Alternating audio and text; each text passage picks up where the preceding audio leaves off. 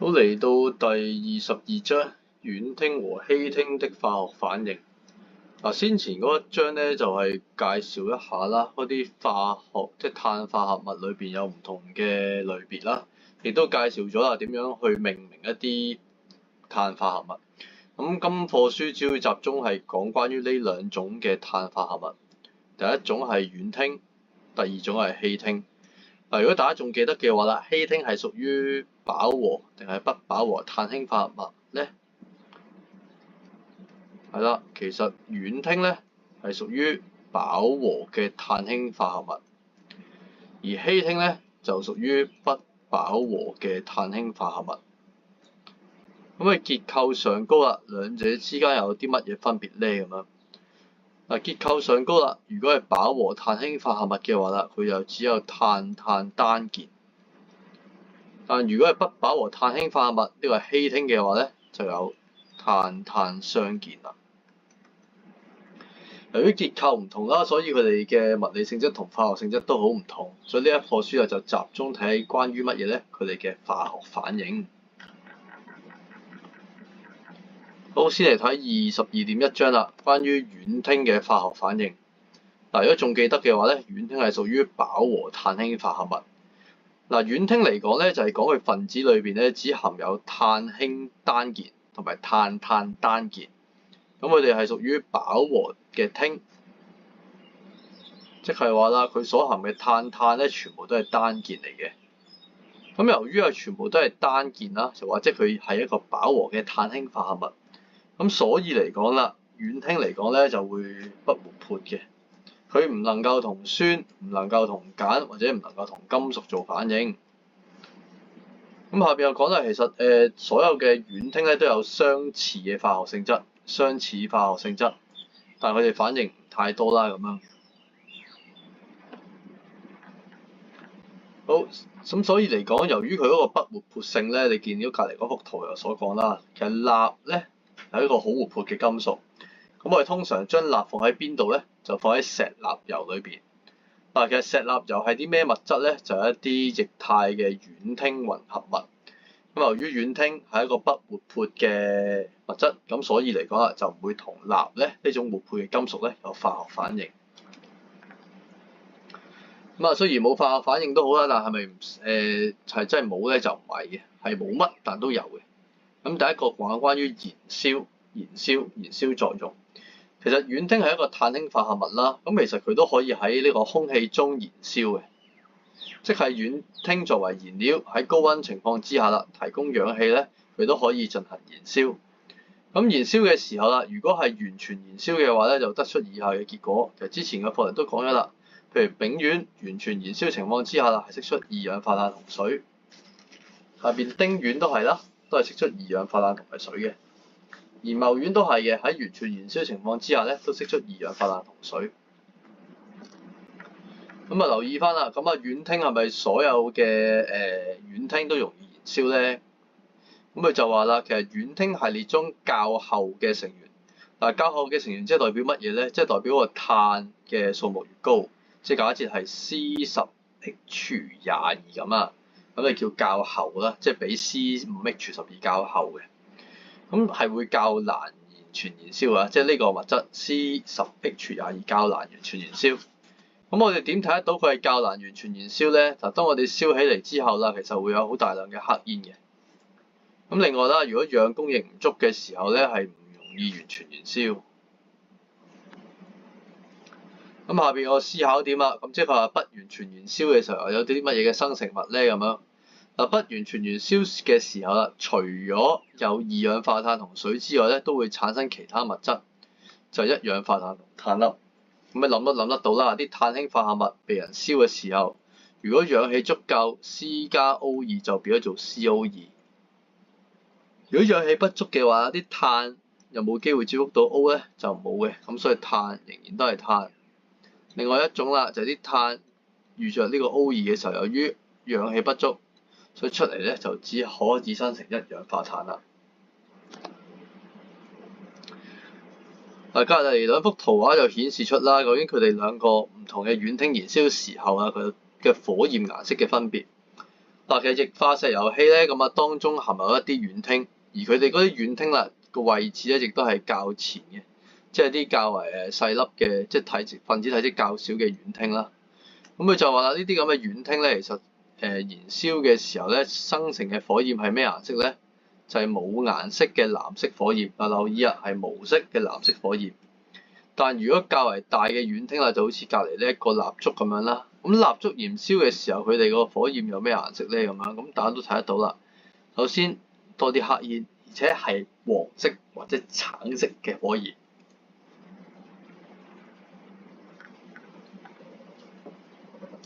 嗱，下邊呢個化學方程就講啦，我哋要進行呢個配平嘅時候啦，你可以運用呢一個化學方程式嚟將佢啦，將佢點咧？將佢揾翻即係配平翻啦。究竟將軟烴燃燒時候啦，咁啊釋出呢個二氧化碳同水嘅化學式去配平嘅。咁隔離備注2都見得到咧，其實我哋有兩個方式去講一講嗰個燃燒嘅方程，你都可以試用呢一個。咁對於我嚟講啦，我有冇背呢兩個其實都冇嘅。咁啊最緊要係乜嘢咧？你識得基本嗰啲配平技巧咧，咁你唔使記得呢條公式都可以配平得到。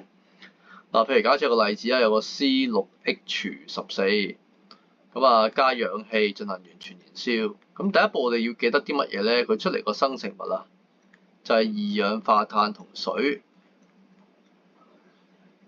第二個部分啦，記唔記得我哋先配平邊個咧？就係先配平碳有6個，後配平呢個氫有14個，好，最後配平埋個氧氣啦。嗱，前面有12個，唔係即係 CO2 裏邊有12個 O，H2O 裏邊有7個 O，總共幾多個 O 咧？就係19個 O，19個 O。咁你留意到19個 O 咁我哋點做咧？就寫個分數落去，2/19，啱啊。嗱，寫完落去之後咧，記得要將成個嘅化學式要配大喎。咁即係點啊？就冇分數見得到啦。配大完之後就2個 C6H14 加19個 O2 加6個 CO2 再加14個 H2O。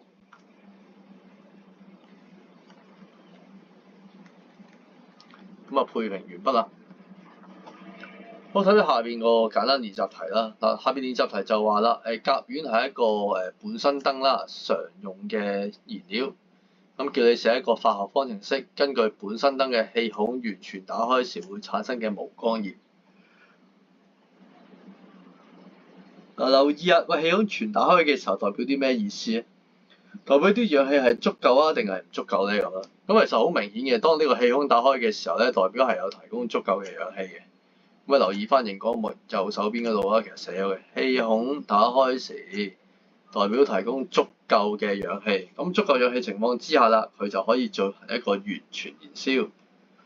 咁完全燃燒嘅方程式就唔太難去做啦。呢個先寫咗個反應物係甲烷係 CH4 啦，加 O2 啦，生成咗 CO2 加 H2O。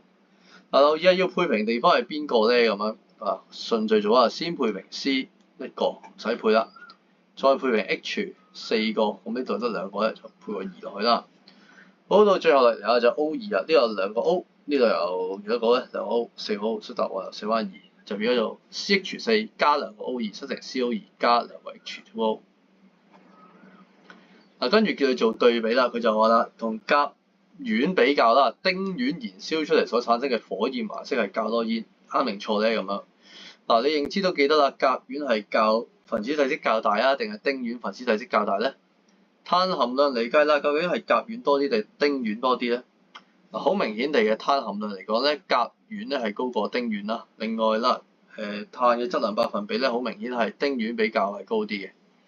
咁所以燃燒嘅時候，你話較多黑煙，即係點諗咧？邊個容易啲完全燃燒咧？邊個燒完之後有多啲黑煙咧？嗱，答案好顯而易見啦。佢就話丁烷嘅分子含有較多嘅碳原子，咁所以與呢個甲烷對比嚟講啦，咁啊丁烷就較難完全燃燒，所以啦火焰係有更加多黑煙。好，講完咗個燃燒作用啦，跟住嚟就講乜嘢咧？就講個露素反應。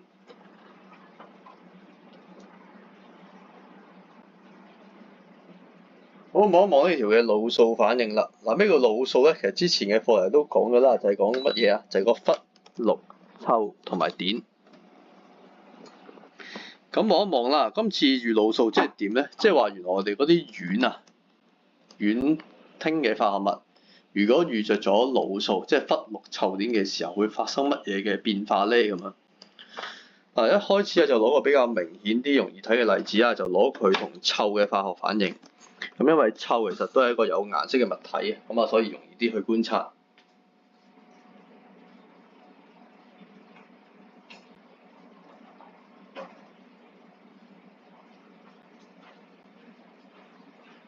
咁你留意得到啦，要進行呢個化學反應嘅時候咧，要滿足某一啲條件先可以做得到嘅。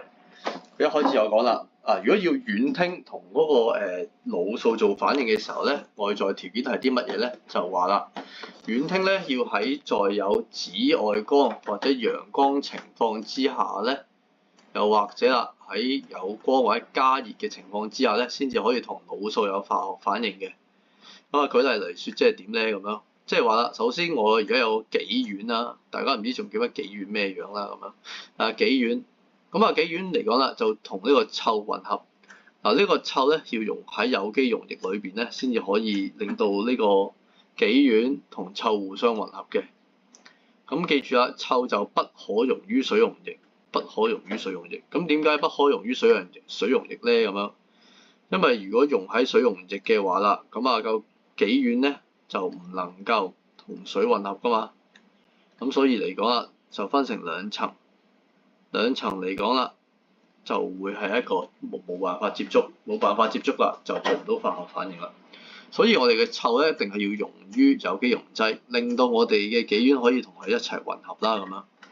好，混合完之後啦，發生咩事咧？未有事嘅，我哋要做啲咩咧？將佢喺陽光底下照射。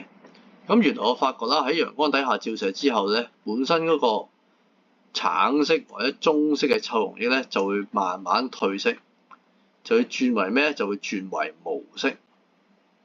咁留意啊，如果原來咧喺呢個黑暗環境之中咧，將呢個烷，即係假設都係叫己烷啦，同臭混合嘅時候咧，究竟有冇好結果咧？冇嘅都。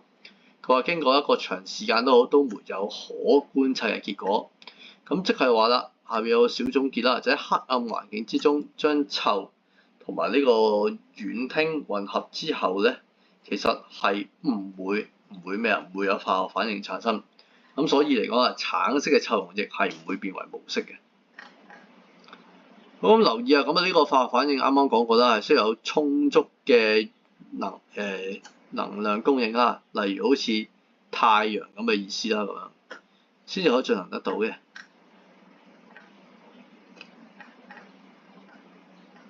留意翻啦，下列就一個情況啦，考慮翻甲烷同臭溶液喺陽光下嘅化學反應。其實啱啱都講過啦，喺陽光之下咧，其實臭咧同呢個烷係嘅化學反應係可以進行嘅。但不過比較留意啲，要知道啦，呢個化學反應發生咩事咧？出嚟嘅物質係咪一個純物質咧？咦，原來發覺唔係喎。當我哋將呢個甲烷同呢個臭混合嘅時候咧，咁再加上有光照射啦，咁原來咧喺呢個甲烷上其中一個氫原子就同我哋嘅臭咧就交換為質。咁你見得到啦，個臭原本唔喺甲烷裏邊噶嘛，而家就去咗做甲烷裏邊啦。生成嘅物質有個名啦，叫做臭甲烷咁樣。咁另一個就係臭化氫咯。好，然之後啦，又發覺啦，如果呢個時候呢個臭甲烷遇着臭嘅時候，又會發生咩事咧？咁樣原來喺呢個時候又遇着臭嘅話咧，呢個臭甲烷咧嘅其中 H 咧又會同咩啊？又會同個臭就會變咗一個臭啦。咁呢個時候就變咗咩？就變咗做二臭甲烷啦。如此類推啦，咁樣喺呢個時候，如果又有第三個咩？即係又有一個臭原子嘅話咧，咁另一個氫咧又會被取代，又變為一個臭啦。好，最後啦，最後一個氫啦都失收埋啦。如果個環境有好多臭嘅話咧，第四個氫咧都可以被換走埋嘅，就生成做四臭甲烷。咁留意翻啦，除咗褪色之外咧，其實個實驗我觀察結果都可以講到啦。講乜嘢咧？就可以看到似蒸汽嘅煙霧。點解咧？因為喺化學反應進行嘅時候咧，產生咗呢個溴化氫。溴化氫嚟講啦，就係乜嘢咧？就係一啲似煙霧嘅物體。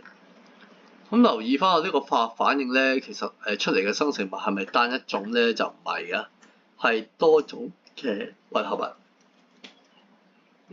就即係話啦，上面進完化學反應之後啦，當呢個甲烷變咗做臭甲烷，臭甲烷其實就會自動自我哋咧就變為呢個二甲烷，二甲烷又會變為三甲烷，最後就係三甲烷變為三臭烷變為四臭烷啦。好，更正翻啱啱呢個讀個臭字。咁所以嚟講咧，出嚟嘅生成物係多過一種生成物，係一個生成物嘅混合物。咁留意翻啦，咁如果我假設啦，我想整多啲嘅臭甲烷，又想整少啲嘅四臭甲烷，咁呢個時候個反應物即係話嗰個反應物甲烷同埋臭之間個比例有冇啲咩特定唔同咧？咁樣，好，佢就話啦，如果我哋想進行一個化學反應出嚟係臭甲烷，臭甲烷即係咩意思啊？即係話啦，一個嘅甲烷上高只有一個臭咧，就俾人換掉嗰個啊。佢就話啦，如果你個化學反應喺過量嘅甲烷度進行，咁即係咩意思咧？咁樣，即係話啦，假設你有好多甲烷，咁然之後下一步係做啲乜咧？太多甲烷啦。咁然之後下一步就話啦，而家有個氯氣存在，氯氣 Cl2 啦咁樣。嗱 Cl2 係好中意甲烷嘅，咁啊即係點咧？即係而家嚟講啦 ，Cl2 係一個少啦，而甲烷情況多情況之下，咁即係話 Cl2 通常咁樣望啦，可唔可以全部分晒俾啲甲烷啊？又唔得喎，咁所以嚟講即係話啦，即係如果假設你化學反應上高有過量甲烷嘅話啦，主要嘅生成物就係臭甲烷。咁即係話啦，個甲烷咧，淨係會換走你其中一個啦嘅甲烷裏面所嘅氫原子，其他都保留嘅。咁至於調翻轉啦，如果我想生成物係多啲乜嘢四臭甲烷，咁點做咧？咁呢個時候應該係要多啲嘅臭啦，多啲嘅臭。唔好意思，隔呢個位要寫個臭字啊，唔係寫 Cl2 嚇，應該寫個臭字先，即係 Br2。咁又要多啲臭情況之下，由於多啲臭嘅話咧，就可以將乙烷上高嘅氫原子全部換晒啦。咁所以呢個時候主要生成物咧就係四臭甲烷啦。咁就話啦，簡單而言啦，呢個化學反應咧嘅各個生成物都冇固定嘅量嘅，而呢個烷烴同魯素嘅化學反應稱為一個叫取代反應啦。咁氯嘅化學反應就較臭快，一忽就會爆炸，碘係幾乎冇化學反應。呢個化學反應其實係一個取代反應嚟嘅，取代反應啦。另外嗰個活性活性即係點樣計咧？第一個留意翻啦，佢哋嗰個嘅乜嘢啊？氟咧就活性最高嘅，氟最高，跟住係氯，然後跟住臭，最後啦係邊個咧？就係呢個啦。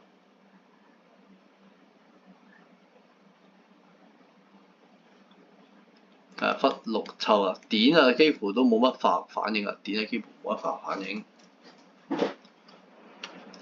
好，嚟到下邊啦，取代反應係似一個咩咧？就分子中嘅一個原子或基團啦，被另一個原子取代嘅化學反應。好似啱啱所講啦，其實可能係啲化學反應情況之下啦 ，OH 即係突然之間可以唔派用場啦，變咗做其他嘢咁嘅意思。好，取代反應，咁呢個取代反應即係點咧？即係將我哋嘅 H 變咗做 Br 嘅意思啫，係啦 ，H 變 Br 就是這樣啦。好，睇睇下邊呢個例題啦。呢個例題就問啦，寫出化學方程式顯示甲烷同氯在有指有光情況之下可能嘅取代反應。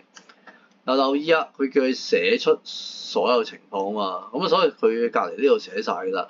咁每次嚟講就係只換走一個氫原子，換一個氫原子，新出嚟嗰個生成物啦。留意翻啦，呢個氯甲烷啦，跟住就係到二氯甲烷，跟住三氯甲烷同四氯甲烷啦。好，第二條佢就話啦，讓1個摩爾嘅甲烷與2摩爾嘅氯喺陽光下進行化學反應。留意翻呢個數字比較特別啲啊！點解要特別強調1摩爾同埋呢個2摩爾咧？咁其實呢個臭氯甲烷同埋氯嘅化學反應本身幾多比幾咧？嗱，如果假設嚟講啦，本身嚟講咧就會係 CH3Cl 加 HCl 啦，係咪先？